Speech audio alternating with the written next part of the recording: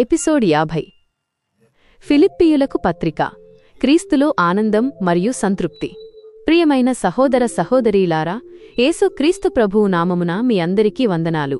Bible పుస్తకాల పరిచయం సిరీస్లోని 50వ ఎపిసోడ్కు స్వాగతం. గత ఎపిసోడ్లో మనం ఎఫెసీయులకు పత్రిక నుండి క్రీస్తులో మనం పొందిన ఆశీర్వాదాలను గురించి తెలుసుకున్నాం. ఈ రోజు మనం చూడబోయే ఫిలిప్పీయులకు పత్రిక ఒక సంతోషకరమైన మరియు ప్రోత్సాహకరమైన పత్రిక.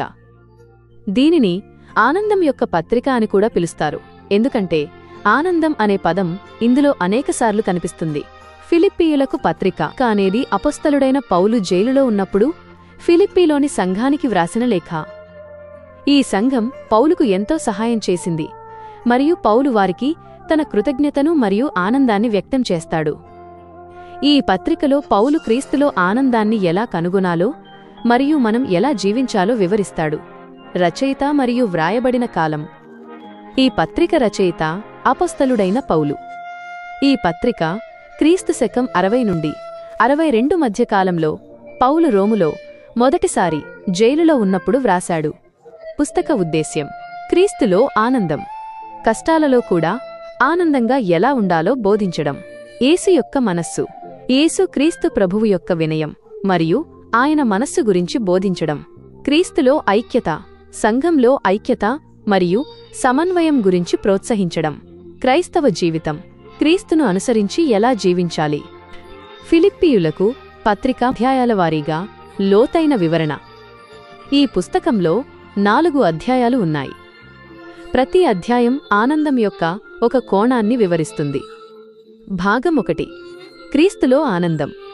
అధ్యాయం 1 పౌలు తన జైలు జీవితం గురించి చెబుతాడు మరియు సువార్త ప్రకటించడానికి జైలు ఒక మంచి అవకాశమని చెబుతాడు.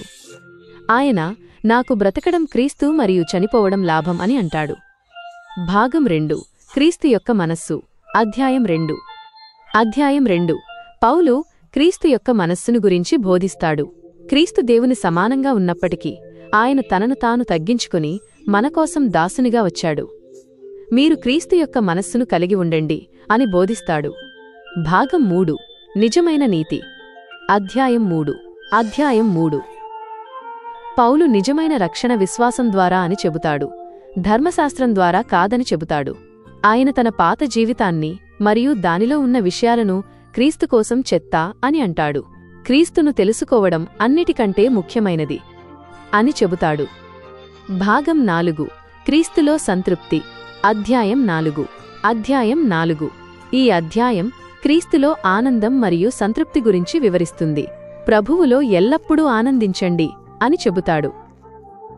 దేవుని శాంతి మీ హృదయాలను మరియు మనసులను కాపాడుతుంది అని చెబుతాడు. ఆయన నాకు శక్తినిచ్చే క్రీస్తు ద్వారా నేను అన్ని పనులు చేయగలను అని చెబుతాడు.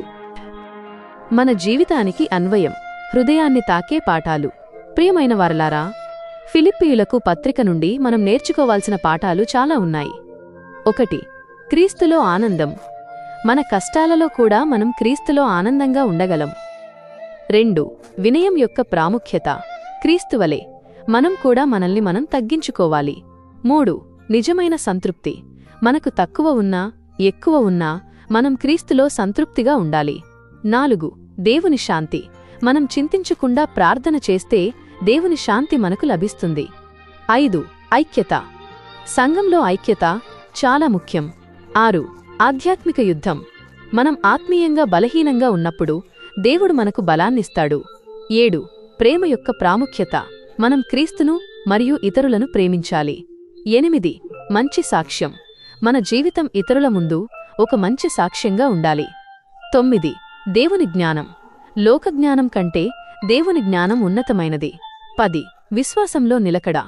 కష్టాలలో కూడా మన విశ్వాసాన్ని నిలబెట్టుకోవాలి. ఈరోజు మనం ఫిలిప్పీయులకు పత్రిక నుండి క్రీస్తులో ఆనందం మరియు సంతృప్తి గురించి తెలుసుకున్నాం. తదుపరి ఎపిసోడ్లో మనం బైబిల్లోని 51వ పుస్తకం కొలస్సీయులకు పత్రిక, ది ఎపిసిల్ టు ద కొలాషియన్స్ గురించి తెలుసుకుందాం. ఈ పుస్తకం క్రీస్తు యొక్క దైవత్వం మరియు ఆయన పరిపూర్ణత గురించి వివరిస్తుంది. మరిన్ని ఆధ్యాత్మిక కంటెంట్ కోసం మా దైవ సన్నిధి యూట్యూబ్ ఛానల్ని తప్పకుండా సబ్స్క్రైబ్ చేసుకోండి. ఈ ఎపిసోడ్ మీకు నచ్చినట్లయితే లైక్ చేసి 10 మందికి షేర్ చేయండి. తదుపరి ఎపిసోడ్ కోసం వేచి ఉండండి. దేవుడు మిమ్మల్ని దీవించి ఆశీర్వదించునుగాక. ఆమేన్.